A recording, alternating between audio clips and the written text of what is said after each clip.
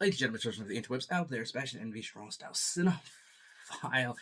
And James Gunn had some interesting comments in a recent Collider interview. Let's geek about it for a scant few minutes because one of the things that he said was something. I'll play the little 60 seconds clip in here. But he says something that I've been saying ever since Marvel started bombing out with their projects. Um, the bulk of the interview is kind of pump up Creature Commandos. The interviewer had access to the entire series, had seen it, was digging it, was asking questions about it, some of the tones, some of the character performances, standout performances. Like I said, David Harbour's Frankenstein was a standout performance. There's stuff about Weasel, apparently in episode 4. That's really good.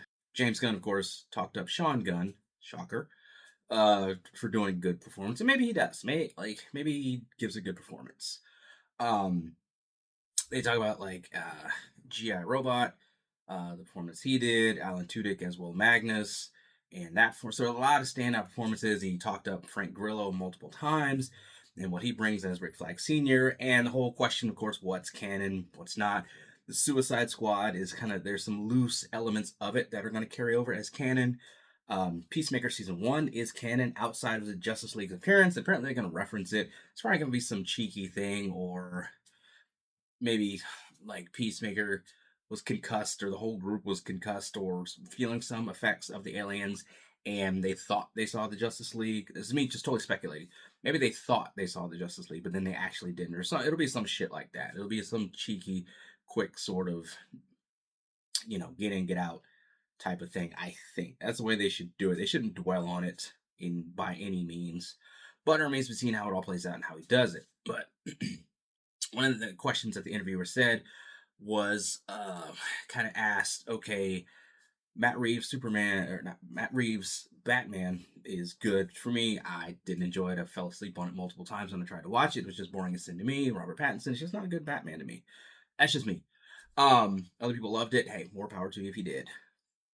But one of the things they were saying is, we know that there's going to be Batman Brave and the Bold, which is apparently going to have Damian, which, God, I hate Damian so much. I'm just not looking forward to that. But the interviewer was asking, when are we going to see you do some work on your Batman, bring your Batman into the DCU as you're crafting it? One of the things that James Gunn said was, basically, they have some ideas on some stuff, but it's not going to happen until the story is right.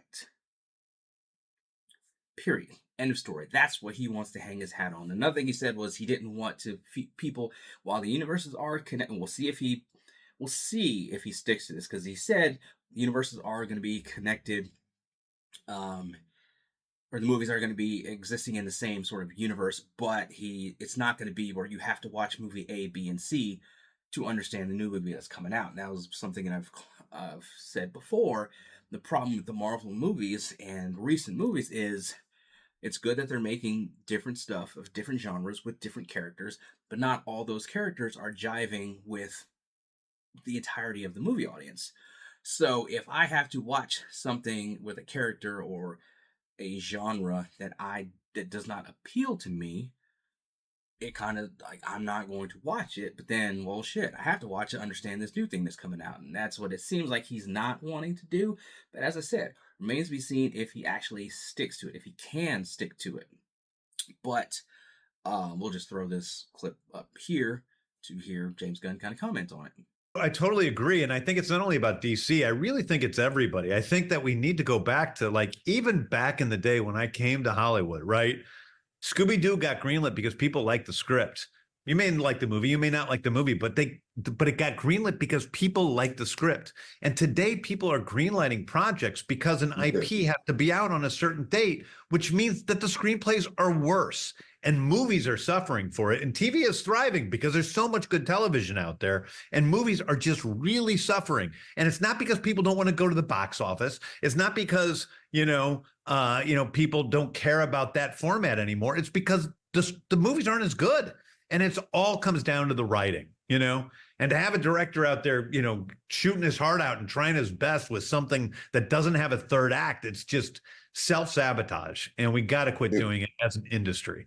So he kind of touched on the thing that I've been saying is everybody's complaining about The fact that they're going for more diverse characters, they're going for more inclusion with the movies, that suddenly means that's why the quality is dipped. No, you just are turning in shitty scripts.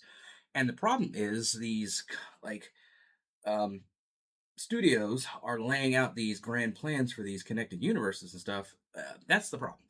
Connected universes, they have to throw out, okay, in 2025 we're gonna have A, B, and C, and then 2026 we're gonna have C, D, D, E, F, and that type of shit.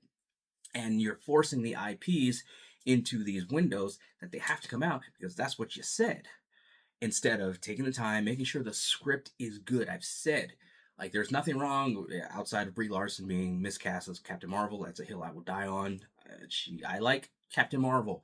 I hate Brie Larson as Captain Marvel. She's woefully miscast. But The Marvels, to me, was a shitty movie. Quantumania was a shitty movie. Um, they could have been better if they just had better scripts. It wasn't the characters involved. It wasn't because you had Captain Marvel. It wasn't because you had Ant-Man and Wasp, taking, sharing the top billing in the movie. It wasn't any of that shit. It wasn't because you put people of color out in front. It wasn't because you put black people out in front. It wasn't because you put women out in front. It's just the stories fucking sucked. So you just make good, you write good scripts. You focus on that, and then things will be good. I mean, there's so many characters out there in the comic book world. Not all of them are A-listers. We understand this, but that was the whole thing with Guardians of the Galaxy with James Gunn. Is he took these um, lower tier characters and made them a worldwide phenom because the scripts were good, the movies were good.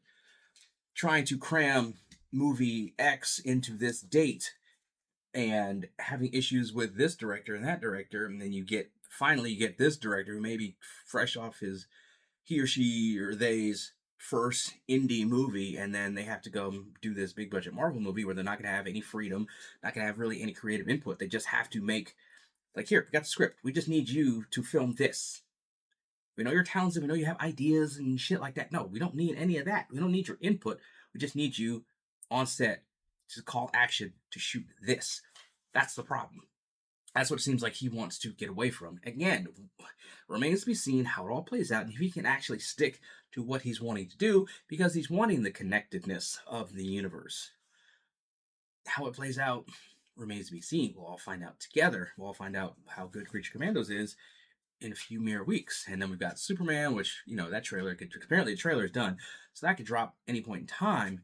And it's just a matter of just make sure the quality is where it needs to be. Just that's what it all is. It's not the characters, it's not the ethnicities or orientations or genders or whatever. It's just make a good fucking story. And Marvel has been falling flat at that for years. Now, I'm hoping, as I've said before in previous videos, that when they saw Daredevil and saw how shitty that was turning out and they pivoted from what they were doing, I'm hoping that is like a sign that they're realizing, okay, we need to go back to giving quality. Quality, quality, quality. We need to focus on the scripts. Give quality. Instead of just trying to fire something out because we said it was going to be out August of, 26 or whatever the date they put out. There's got to be less of a focus on that and more of a focus on the story. But how much of that are you going to be able to do? Because you have studios that answer to shareholders and investors and all that type of shit. That's what's wrong with, like, gaming as for the most part, because you're getting these shitty AAA games that aren't ready, but they're being pushed out because the studios have promised the shareholders that it's going to come out and they've hyped it up and this and that. So it's just, that's the problem. It's just trying to cater towards these, like, shareholders who are only looking at ones and zeros as opposed to actually watching the product and getting into the